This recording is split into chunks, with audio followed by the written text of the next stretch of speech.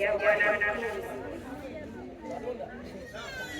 Kala Rasulullahi sallallahu alaihi wasallam, alhayau minal iman, amesema Bwana Mtume Muhammad, haya ni katika imani.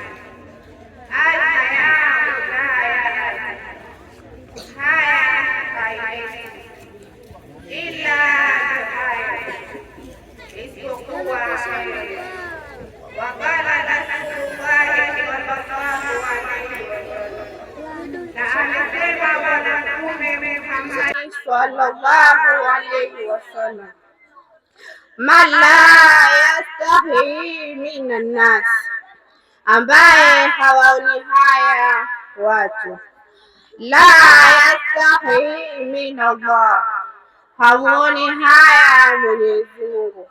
Assalamu alaikum warahmatullahi wabarakatuh. Wa alaikum salam wa rahmatullahi wa barakatuh.